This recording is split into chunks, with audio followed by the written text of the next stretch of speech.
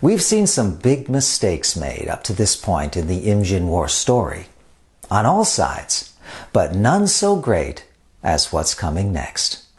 What you're about to witness, talk about shooting yourself in the foot. The Koreans themselves are going to strike down their greatest war hero, Naval Commander Sun-shin, and doom their own Navy. As always, before we get going, please support my channel by hitting the subscribe and like buttons. Like that.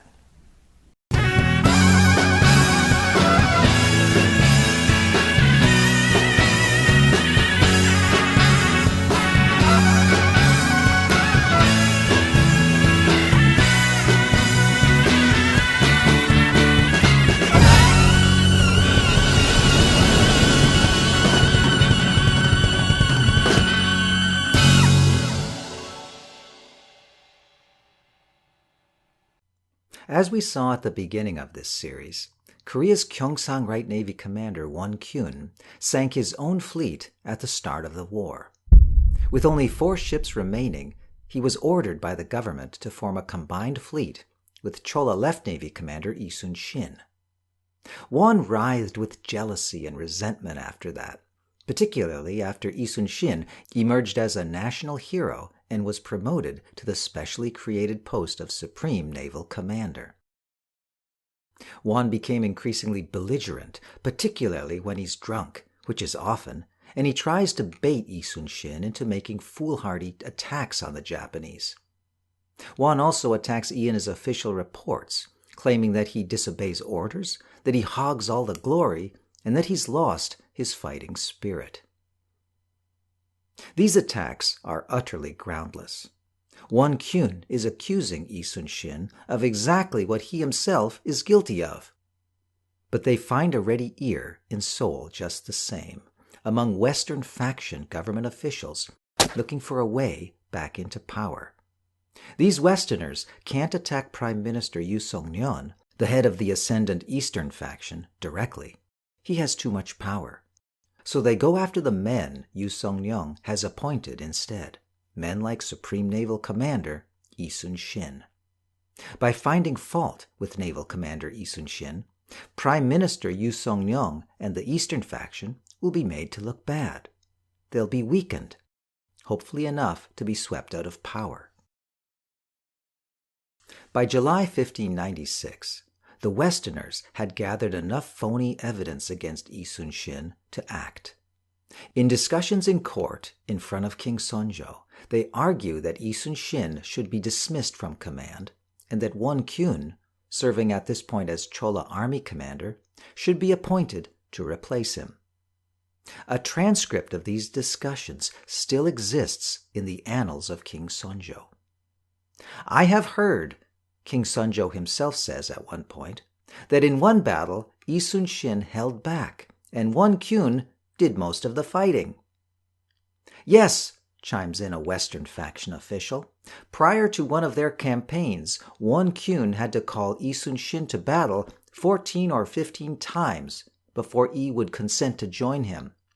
They subsequently destroyed about 60 enemy ships between them, but in his report, Sun-shin claimed the credit for himself." King Seong-nyong decides against removing Sun-shin from office, for now.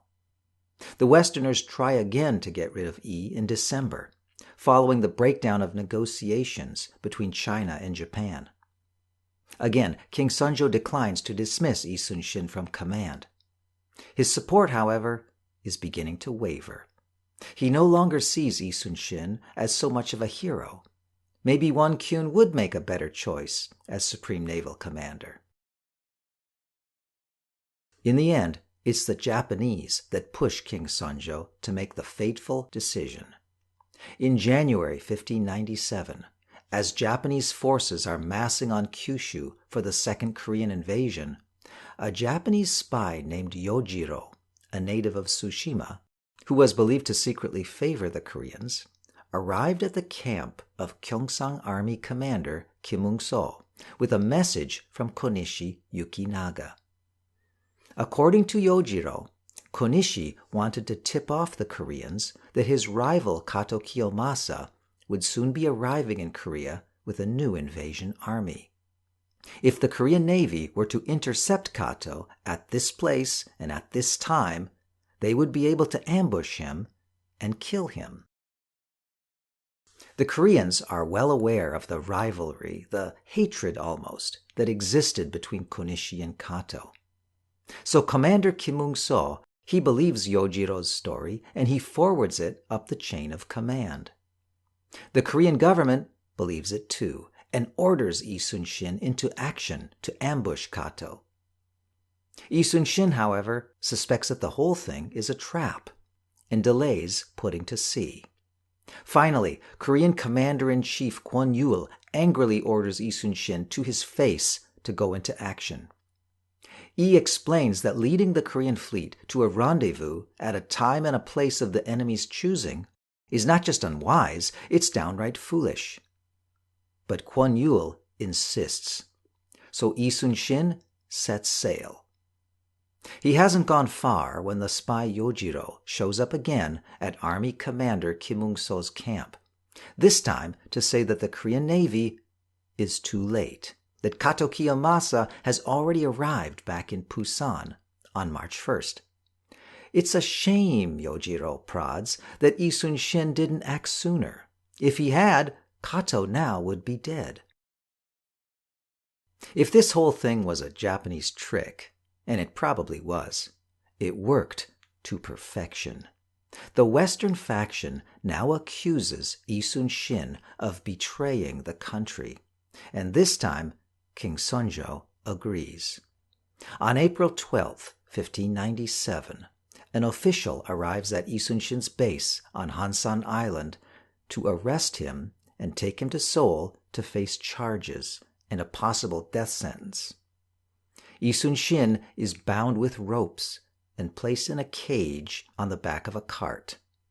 As he sets out, humiliated, on the long journey, the Korean Navy is turned over to his nemesis, the commander who sank his own fleet, Gyun.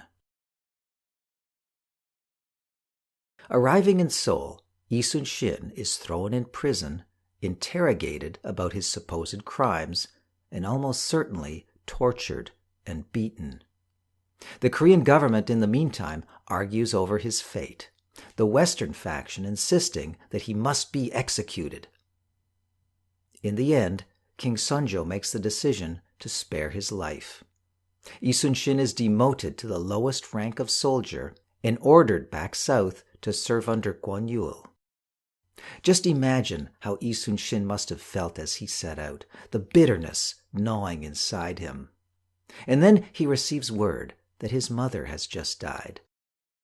After overseeing the burial rites at his family home at Asan, he continues south, now in the white clothes of mourning.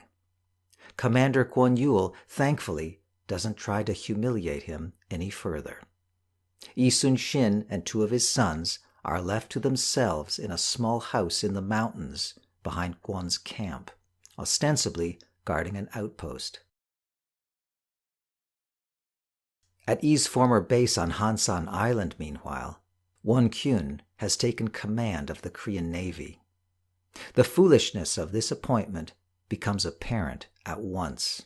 One takes up residence with a concubine in the council hall and spends his time drinking and venting his anger at his officers, who he suspects of still being loyal to Lee Sun-shin. Some are driven away, others leave in frustration, refusing to serve under such an incompetent, erratic commander. Those who stay ignore Won's orders and laugh at him behind his back. By the middle of summer 1597, the invincible Korean Navy is falling apart. Lee Sun-shin receives reports of all this at his mountain retreat from loyal officers who have been deserting Gyun. He also learns that the Korean government is becoming increasingly unhappy with Gyun for his constant delays in going into action against the Japanese, thousands of whom are now massing in and around Busan. and that King Seonjo is coming to regret his decision to replace Yi Sun-shin. Yi, still bitter, gets little satisfaction from this. He confides in his diary, "The heart of His Majesty is doubtful." During this period in exile, living in a hut in the mountains, Yi Sun-shin searched for signs of what the future would bring. On June 22, 1597, he recorded a vivid dream in his diary of killing a tiger with his bare hands and tearing off its skin. Did the tiger symbolize the Japanese? Was the dream a portent of the future? Or was it a manifestation of Yi's desire to destroy his hated nemesis, Won Kyun? In another diary entry several days later, Yi writes of consulting the Book of Divination, the I Ching, to get a glimpse of what lay ahead. "The first sign," he wrote, "came out as water, thunder, and great disaster. It is a very bad omen." Hideyoshi's second invasion of Korea is about to begin.